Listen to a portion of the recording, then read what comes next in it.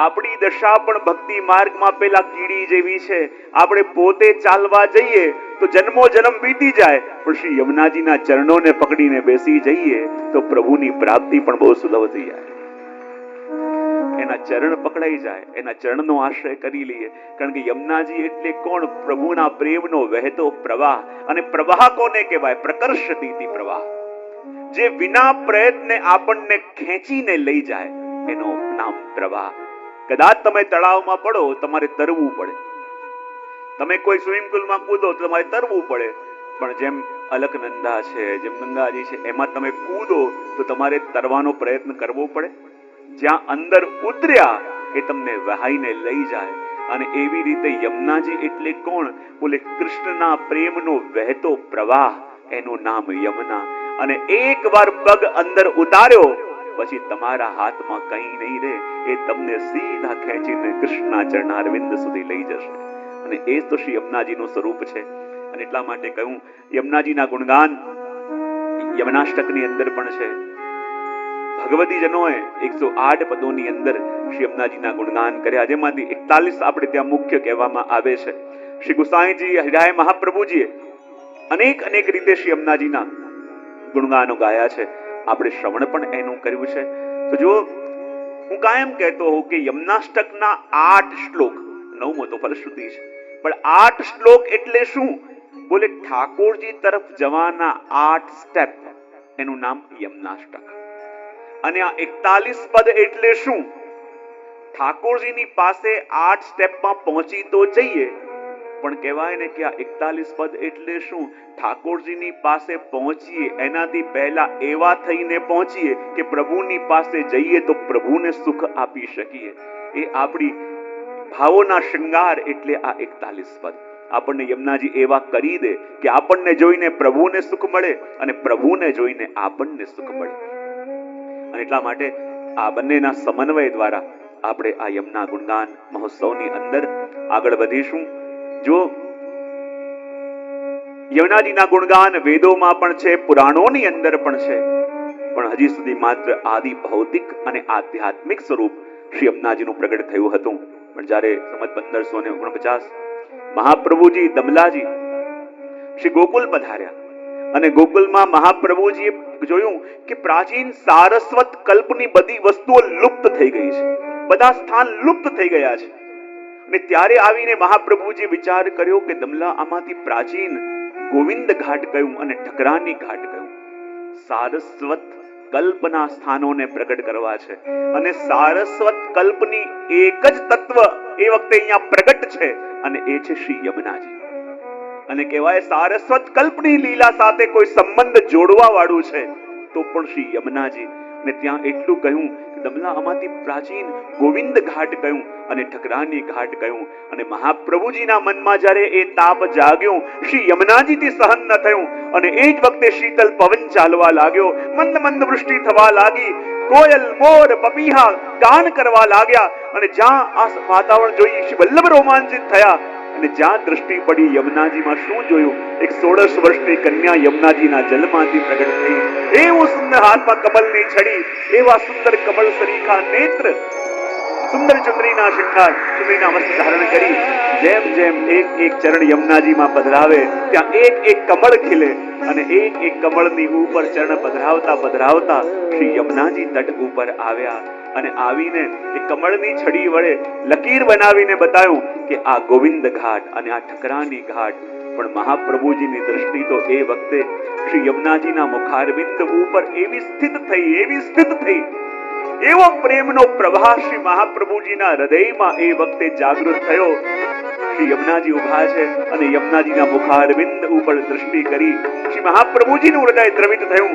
અને જે શબ્દો સહજ રીતે મહાપ્રભુજીના મુખથી શ્રવ્યા એ જ નમામિ યમુનામહં સકલ સિદ્ધિ હેતુ મુદા મુરારી પદ પંકજ સ્ફુરદ મંદરેણુત્કટામ.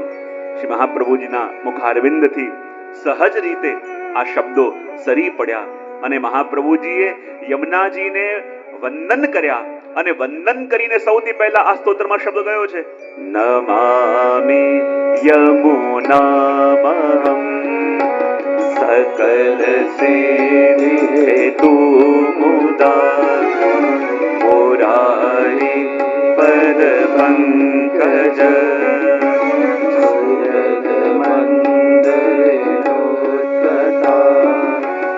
તટસ્થ નવકાનના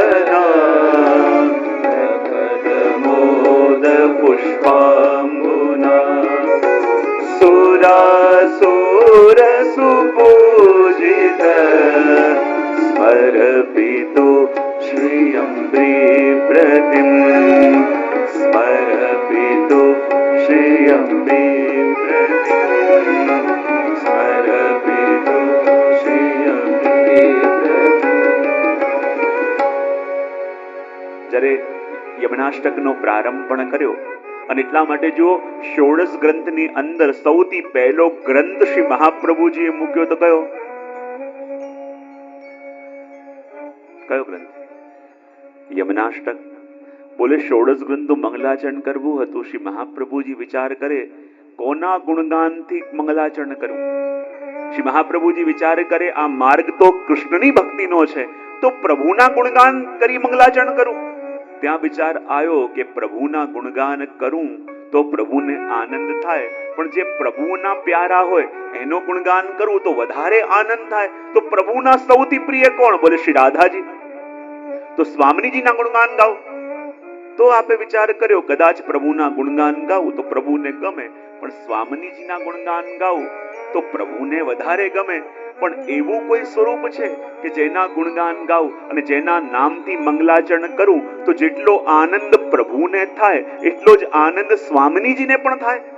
તો જ્યારે મહાપ્રભુજી કે એવું તો એક જ સ્વરૂપ છે અને એ છે શ્રી યમુનાજી, કે જ્યારે એના ગુણગાન આપણે ગઈએ તો એ વખતે જેટલું સુખ આપણા પ્રભુને મળે છે એટલું જ સુખ આપણા સ્વામીજીને પણ મળે છે. તમે જુઓ આ અધિક માસમાં ગમે તેટલી સેવા પ્રભુની કરો છો, ગમે તેટલા લાડ લડાવો છો, પણ જ્યારે એમના પ્રિય એવા યમુનાજીના ગુણગાન સાંભળવા જ્યારે બેસો છો તો જેટલું સુખ તમારા દ્વારા તમારા પ્રભુને મળે છે એટલું જ્યારે ક્યારે મળી ન શકે. તમે અહીંયા બેસીને પણ એમને સુખ આપો છો, તમે એમના ગુણગાન શ્રવણ કરીને પણ એમને સુખ આપી રહ્યા છો. અને એટલા માટે કહ્યું નમામિ. સૌથી પહેલો શબ્દ કયો? નમામિ. નમન કરીને પ્રારંભ કર્યો. બોલે કેમ? કારણ કે મહાપ્રભુજી કહે કે જેમ આપણે ત્યાં પુષ્ટિ માર્ગમાં બે મૈયા છે, એક યશોદા મૈયા અને એક યમને મૈયા. ભક્તોના મૈયા એટલે યશોદા મૈયા અને યમુના મૈયા, અને ભગવાનના મૈયા એટલે યશોદા મૈયા. તો આપણે કહીએ કે યમુનાજીને વંદન કેમ? તો મહાપ્રભુજી કહે કે જે આપણને ખાલી આપ જ કરે તો એના માટે આપણે બીજું શું કહી શકીએ સિવાય કે વંદન. કારણ કે યમુનાજી તો માં છે અને માનો સ્વભાવ કેવો નથી આવતું કે જ્યારે પેલી માં હતી અને એને એના દીકરાને કહ્યું બેટા મારા માટે આટલું કામ કરી આવીશ. દીકરો કે ઠીક છે. આજે મારા હેલ્પમાં કોઈ નથી, જરા આજનો દિવસ મારી હેલ્પ કરીશ. દીકરો કે ઠીક છે. અને દીકરાને કહું જા બેટા પેલું ઘાસ કાપી આવ. ઘાસ કાપી આવ્યો. બજારમાંથી આ લઈ આવ, એ લઈ આવ્યો. પેલું કરી આવ, એ બી કરી આવ્યો. અને એક એક વસ્તુ એને નોટ કરી અને નોટ કરી અને રાતે એની માં પાસે નાનકડો છોકરો આવ્યો અને આવીને કહે કે માં લો આ કાગળ. બોલે શું? અને એને લખ્યું હતું કે હું ઘાસ કાપવા ગયો તો એની કિંમત 10 પાઉન્ડ. હું જ્યારે આ વસ્તુ લઈને આવ્યો એની કિંમત 5 પાઉન્ડ. હું આ કરીને આવ્યો એની કિંમત આ. એમ કરીને ટોટલ કરીને બિલ માને આપ્યું. બિલ માને આપ્યું અને કહે કે આજે તે જે કામ કરવાનું કીધું એ બધું મેં તારા માટે કર્યું, માટે રાતે તારે મને આટલા પૈસા આપવા પડશે. માં કે બેટા બહુ સરસ, હવે તો મારું બિલ પણ તને આપું. છોકરો કે આપ. માએ લખ્યું બેટા તને મેં 9 મહિના સુધી મારા કોખમાં રાખ્યો, બધી પીડા મેં સહન કરી. જ્યારે તું નાનો હતો ને તને તાવ આવતો અને આખી રાત હું જાગતી તારી પાસે બેસી રહેતી, એનું ચાર્જ કઈ નહીં. બેટા જ્યારે તું ચાલતો થયો કેટલી વાર મને પીડા આપતો, કેટલી વાર મને તું દોડાવતો, તને પકડવા માટે કેટલી વાર હું પડી પણ ગઈ, એનું ચાર્જ કઈ નહીં. જ્યારે બેટા તને તાવ આવતો અને આખી રાત હું તારી પાસે બેસીને રડતી રહેતી અને પ્રભુને વિનંતી કરતી રહેતી, બેટા એનો ચાર્જ કઈ નહીં. જ્યારે બેટા તારે સારામાં સારી સ્કૂલે ભણવા જવાનું હતું, તારા માટે મેં મારા ઘરેણા વેચી નાખ્યા કે મારો દીકરાને સારું શિક્ષણ મળે, એની કિંમત પણ કઈ નહીં. મારી ખુશીઓ મેં બધી વલ્લાદ કરી અને તારી ખુશીઓ માટે મેં મારા બધા શોખ પણ મૂકી દીધા. મેં મારા માટે બધા મારા એ પણ મૂકી દીધું, એની કિંમત પણ કઈ નહીં. ને જ્યારે એ કાગળ એ દીકરાને આપ્યું અને દીકરાની આંખમાંથી આંસુ ઝર્યા, કારણ કે આ એક આપણો સ્વભાવ છે, આપણે એમના માટે કંઈ કરીએ તો પણ મેળવવાની કામના જાગે. અને એક આપણા શ્રી માનો સ્વભાવ છે કે જે બધું આપે, બધું આપીને પણ ભક્તના સુખ સિવાય બીજું કંઈ ચાહતા નથી, ભક્તના આનંદ સિવાય કંઈ ચાહતા નથી. એ જ તો શ્રી યમુનાજી છે. અને એટલે તો કહ્યું કે નમામી, કારણ કે નમન સિવાય આપણે વધારે એના માટે કંઈ કરી શકતા નથી. વંદન સિવાય કંઈ કરવાનું સામર્થ્ય પણ આપણા પાસે એમના માટે નથી. અને એટલે કહ્યું કે નમામી યમુનામહમ. નમન શાના માટે? બોલે મહાપ્રભુજી કહે છે કે નમન કરવું અને નમન જાગવું બંનેમાં ભેદ છે. ઘણીવાર વંદન કરીએ છીએ પણ વંદન અંદરથી પ્રગટ થતું નથી. વંદન ક્યારે પ્રગટે? કે જ્યારે એની સમર્થતા અને આપણી અસમર્થતાનું જ્ઞાન થાય ત્યારે નમન પ્રગટે છે. ક્યારે પ્રગટે છે? કે જ્યારે એની સમર્થતાનું જ્ઞાન અને આપણી અસમર્થતાનું ભાન થાય ત્યારે વંદન જીવ કરે છે. અને જુઓ, જ્યાં સુધી આપણને આપણી સમર્થતાનો મદ હોય ત્યાં સુધી એમ લાગે કે હું કરવામાં સક્ષમ છું, હું કરવામાં સક્ષમ છું. પણ જ્યારે આપણા બધા કાવા દાવા, આપણા બધા પ્રયત્નો શાંત પડી જાય અને એના ચરણે આપણે જઈએ ત્યારે એની કૃપાનો અનુભવ થાય. તો જ્યારે આપણી અસમર્થતા અને એની સામર્થ્યતાનું દર્શન થાય ત્યારે વંદન થાય. વંદન શું છે? એક આચાર્ય કહે વંદન એ એની કૃપાના ભવનમાં પ્રવેશવાનું પ્રવેશ દ્વાર. શું છે? એની કૃપાના ભવનમાં પ્રવેશવાનું પ્રવેશ દ્વાર એટલે વંદન છે. જ્યારે આપણે વંદન કરીએ છીએ ત્યારે એની કૃપાના દ્વારમાં પ્રવેશ આપણે કરીએ છીએ. બોલે વંદન શું છે? તો કહેવાય જ્યાં સુધી યમુનાજીએ એમની લીલા સૃષ્ટિમાં પ્રવેશ નથી આપ્યો ત્યાં સુધી પ્રભુના દર્શન થતા નથી. અને જ્યાં સુધી પ્રભુના દર્શન ન થયા હોય ત્યાં સુધી એમની સેવા કેમ થાય? પણ ત્યાં સુધી જીવે વંદન જ કરતા રહેવું પડે. વંદન કરતા રહીએ તો ક્યારેક કરુણા કરશે, ક્યારેક કૃપા કરશે અને આપણો પ્રવેશ અંદર થાય. માટે વંદન શાના માટે કર્યા? જો અહીંયા સુધી કે કુંભનદાસજી પણ કહે છે ને કે યમુને પતિ દાસ કે આમાં કે યમુનાજીને વંદન કરું છું. કુંભનદાસજી પર શું કહે છે?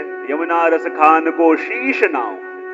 એક તરફ યમુનાજી ઉભા હતા અને એક તરફ ઠાકોરજી પ્રગટ થયા. અને કુંભનદાસજી કહે કે પહેલા વંદન કોને કરું?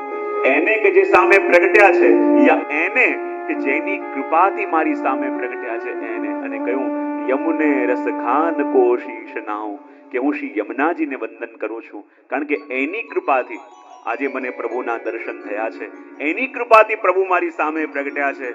અને વંદન શાના માટે? તો કહેવાય કે વંદન જ્યારે જીવ કરે છે અને જ્યારે ઝૂકે છે ત્યારે માનવું કે આ એવો વૃક્ષ છે જેમાં ફળ લાગી ગયા છે. કયો વૃક્ષ?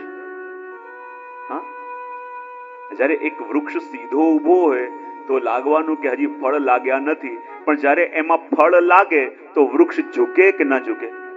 લાગે ના તો પાડો. અને જ્યારે ઝૂકે ત્યારે માનવાનું કે એમાં ફળ લાગ્યા છે. અને જ્યારે વંદન જીવ કરવા લાગે, નમવા લાગે, ઝૂકવા લાગે, દૈન્ય ભાવ આવવા લાગે ત્યારે માનવાનું કે હવે આમાં વૈષ્ણવતાના ફળ લાગતા થઈ ગયા છે. અને ફળ લાગ્યા છે તો પ્રભુની કૃપાનો અનુભવ પણ જરૂર કરશે. કહ્યું કે શાના માટે વંદન કરવા? તો કહ્યું કે જો જીવ ભગવદંશ હોવાને કારણે પ્રભુની ઈચ્છા વિના કંઈ થવાનું નથી. માટે વંદન સિવાય એ બીજું કંઈ કરી શકે એમ નથી. આગળ કહ્યું વંદન શાના માટે? તો કહ્યું કે યમુનાજી અને પ્રભુ બંને અલગ અલગ નથી, એક જ સ્વરૂપ છે એ બતાવવા માટે મહાપ્રભુજી અહીંયા વંદન કરે છે. કારણ કે જે સામર્થ અમારા પ્રભુમાં છે એ જ સામર્થ શ્રી યમુનાજીમાં છે. બોલે કેમ? કે જ્યારે રાસ થયો અને રાસ વખતે જ્યારે ગોપીઓની ઈચ્છા હતી કે પ્રભુ અમારી સાથે રાસ કરે, પ્રભુ અમારી સાથે રાસ કરે, પણ જ્યારે રાસ પ્રારંભ થયો તો રાસ કરતા કરતા ગોપીઓએ પ્રભુને અટકાવ્યા અને કહ્યું પ્રભુ આપની સાથે રાસ તો કરી રહ્યા છે પણ અમને એ આનંદ નથી આવી રહ્યો જે આનંદનો અનુભવ અમારે કરવો છે. પ્રભુ કે કેમ? ત્યારે ગોપીઓ કહે જો પ્રભુ આપના જે વસ્ત્ર અને શૃંગાર છે ને એમાં આપનું ઐશ્વર્ય છે. અને જ્યાં સુધી ઐશ્વર્ય ધારણ કરીને આપ અમારી સાથે નૃત્ય કરો છો તો અમને સંતોષ થતો નથી, અમને દૂરી લાગે છે. જ્યારે આપના આભૂષણ શૃંગાર દૂર કરો તો આપનું ઐશ્વર્ય દૂર થાય, અને ઐશ્વર્ય દૂર થાય તો આપ અમને અમારા જેવા લાગો, અને અમારા જેવા લાગો તો અમને પણ રાસનો આનંદ આવે. તો પ્રભુ કે વાત ઠીક છે, પણ મારા શૃંગાર કે જેની અંદર મારું ઐશ્વર્ય છે એમને એમ હું ક્યાંય મૂકી ન શકું. જો તમારામાંથી કોઈ એક સખી સાચવવા તૈયાર થાય તો મારા વસ્ત્ર શૃંગાર આપો. હવે સખીઓ વિચાર કરવા લાગી કે પ્રભુએ તો કહ્યું છે કે કોઈ સાચવે તો હું વસ્ત્ર શૃંગાર આપું, અને જે સાચવશે એને રાસમાં પ્રવેશ મળશે, એને તો બેસી રહેવું પડશે. અને જન્મો જન્મોની તપસ્યા પછી આ રાસનું સુખ મળવા જઈ રહ્યું છે, અને જો વસ્ત્ર શૃંગાર સાચવીને બેઠા તો રાસમાં પ્રવેશ નહીં મળે. કોઈ ગોપી તૈયાર ન થઈ. પ્રભુને તાપ થવા લાગ્યો, ગોપીઓને તાપ થવા લાગ્યો, ને ત્યારે શ્રી યમુનાજી આગળ આવ્યા, અને યમુનાજી આવીને કહ્યું, પ્રભુ ભલે મને સુખ ન મળે પણ મારી ગોપીઓને સુખ મળતું હોય, મારા જીવોને સુખ મળે તો પ્રભુ આપના વસ્ત્ર અને શૃંગાર હું સાચવવા તૈયાર છું. પ્રભુ કે અરે યમુનાજી, આપ વસ્ત્ર શૃંગાર સાચવશો તો આપને રાસનું સુખ નહીં મળે. યમુનાજી કહે મને મંજૂર છે, જો મારા વૈષ્ણવોને, મારા ભક્તોને, મારા વજભક્તોને જો પ્રભુ આપનું સુખ મળતું હોય તો હું રાસથી દૂર રહેવા તૈયાર છું. અને પોતે સુખ ન લઈ જીવોના સુખ માટે જ્યારે શ્રી યમુનાજીએ પોતે વસ્ત્ર શૃંગાર સાચવવા તૈયાર થયા, અને જ્યાં પ્રભુએ રાસ કર્યો અને રાસ કરીને યમુનાજી પાસે આવ્યા અને કહ્યું, જો યમુનાજી, મારા વસ્ત્ર અને શૃંગાર મેં આપને આપ્યા, અને જ્યારે મારા વસ્ત્ર અને શૃંગાર આપે ધારણ કર્યા તો એ જ ઘડીથી પ્રભુ કહે મારું જે પણ કંઈ ઐશ્વર્ય છે એ મારા વસ્ત્ર શૃંગારમાં છે, ને જ્યારે આપે એ વસ્ત્ર શૃંગાર ધારણ કર્યા તો મારું સકલ ઐશ્વર્ય હવેથી આપની પાસે આવી ગયું છે. માટે હું ઈશ્વર છું તો આપ ઈશ્વરી છો, અને જે વસ્તુનું દાન હું કરી શકું એ સર્વ વસ્તુનું દાન આજથી શ્રી યમુનાજી આપ પણ કરી શકો છો. અને માટે કહ્યું કે બંનેને અભેદ બતાવવા માટે અહીંયા યમુનાજીને વંદન કર્યા છે. કારણ કે યમુનાજી એવા માં છે, યમુનાજી એવા માં છે કે જેણે એ આપણને આપ્યું છે જે આપણને ખબર પણ ન હોય, માટે વંદન. મેં કહ્યું ને કે આપણે એ જ કૃપાનું વર્ણન કરી શકીએ કે જેટલી કૃપા આપણને સમજાઈ છે, પણ જીવનમાં એવી ઘણી બધી કૃપા એમની વરસી છે, જે વરસી તો છે પણ હજી સમજાઈ નથી. અને જ્યાં એની કૃપા સમજાઈ ન હોય ત્યાં સુધી આપણે એની કૃપાનું વર્ણન પણ ન કરી શકીએ. કારણ કે યમુનાજી આપણને એ આપી દે છે, એ આપ્યું છે જે હજી આપણાથી અજાણ છે. પેલો પ્રસંગ હું ઘણીવાર કહું ને, મને બહુ પ્રિય છે કે જ્યારે પેલો છોકરો હતો અને એની માં, જ્યારે નાનપણમાં જ છોકરો સ્કૂલે જતો અને એની માને કોઈ કારણવશ એક આંખ ફૂટી ગઈ, અને જ્યારે એક આંખ ફૂટી ગઈ અને એ માં જ્યારે એના બાળકને મૂકવા માટે સ્કૂલે આવતી તો બધા મિત્રો એની મશ્કરી કરતા, અને મશ્કરી કરતા તો એ છોકરાને એટલો ગુસ્સો આવતો અને ઘરે આવીને ઝઘડો કરે, માં તું મારા સ્કૂલમાં કેમ આવે છે, કેમ આવે છે? માં કે બેટા જેમ બીજી માં તને બાળકોને મૂકવા આવે એવી રીતે આવું છું. બાળક કહે કે ના ના, તું મારી સ્કૂલમાં આવે છે, બધા મારા મિત્રો જુએ છે, એ મારી મશ્કરી કરે છે તને જોઈને, ખબરદાર મારી સ્કૂલમાં આવી છે. તો નાનો હતો ત્યારથી એને એટલો ગુસ્સો આવવા લાગ્યો, એટલો ગુસ્સો આવવા લાગ્યો, માં સાથે બોલે નહીં, માં સાથે વાતો ન કરે, અને જ્યારે વારે વારે માં સાથે ઝઘડો કરે, ધીમે ધીમે એ બાળક મોટો થયો અને એની માં માટેની એની ચીડ કે જો મારી માં જ્યારે જ્યારે સ્કૂલે આવે છે એને કારણે મારે નીચે જવું પડે છે, મારા મિત્રો મને એને કારણે ચીડવે છે, એને કારણે મારી સાથે વાતો નથી કરતા, લોકો મશ્કરી કરે છે. અને એટલા માટે એ છોકરાએ વિચાર કર્યો કે મારે ઘરમાં રહેવું જ નથી. જરાક મોટો થયો અને માને કહે કે મને ભણવા માટે બહાર મોકલી દો. અને ભણવા માટે માએ મજૂરી કરી, પોતાનું જે પણ કંઈ હતું એ બધું વહેંચીને પણ એ દીકરાને બહાર ભણવા માટે મોકલ્યો. બહાર ભણવા માટે મોકલ્યો. માનો એકનો એક દીકરો હતો, ઘરમાં એના સિવાય બીજું કોઈ નહીં. જ્યારે જ્યારે પણ વેકેશન આવે એ માં એને પત્ર લખતી અને કહેતી, બેટા એક વાર તો ઘરે આવો, તને જોવા માટે મારી આંખો તરસી જાય છે, તને જોવા માટે હું વ્યાકુળ થઈ જઉં છું, બેટા એક વાર તો ચહેરો બતાવી દે. પણ દીકરો ન જવાબ આપે, ન એની સાથે વાતો કરે.